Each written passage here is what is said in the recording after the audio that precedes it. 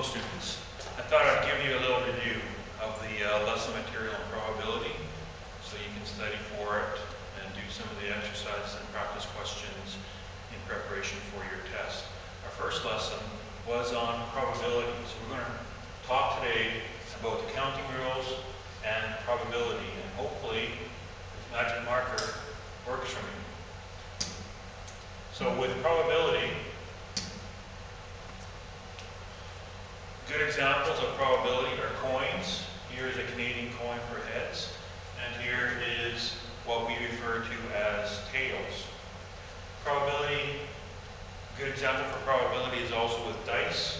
Here we have all the possible outcomes, and of course cards, red and black cards, and various shapes. To determine the number of outcomes for coins, dice, cards, these three ladies here, let's go back.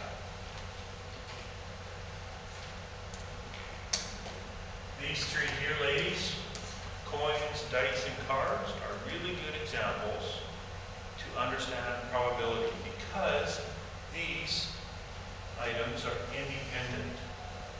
Because they are independent events, we can multiply the outcomes. And that's, later on we'll find out, that is the first counting rule in probability. So we can multiply the outcomes for each event. Let's do these three for practice.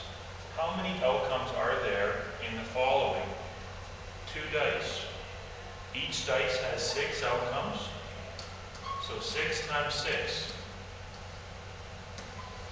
36 possible outcomes. 3 coins, each coin has 2 outcomes, and there are 3 of them.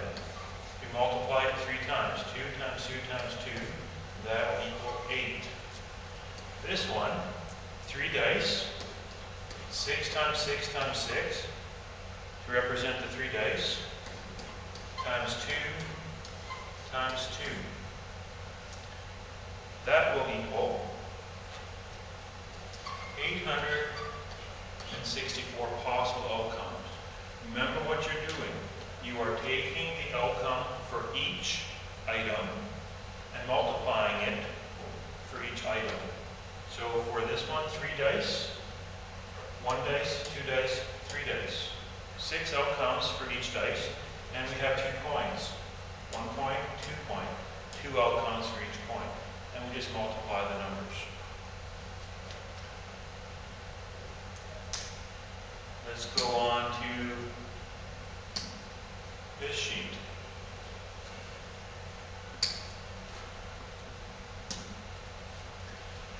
We may use a deck of cards or playing cards as an example.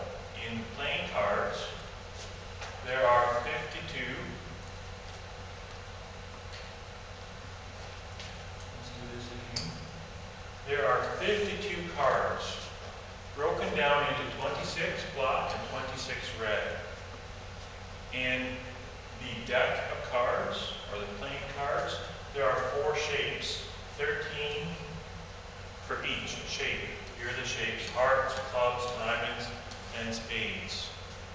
So each of these shapes, or suits, will have an A for an ace, and all the numbers from 2 up until 10, and then a J for jack, Q for queen, and a K for king.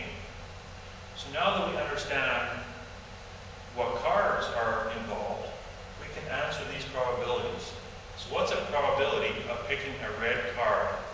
If I had a deck of cards here, and I asked what's the probability of picking just 1 red card, we have to understand that there are 26 red cards out of 52. Another way of answering that question is that we know there are only 2 colors. So it can only be a red card or a black card.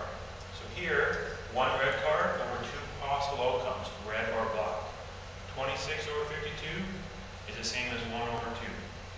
Picking a heart, we know that there are 13 hearts out of 52, but we also know that there are only 4 different shapes: hearts, clubs, diamonds, and spades.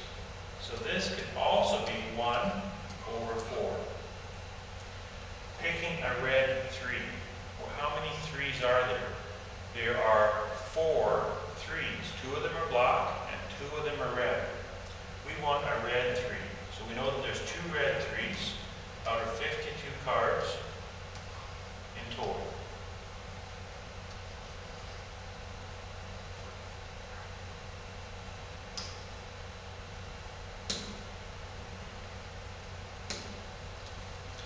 That's lesson number 1. Thank you, ladies.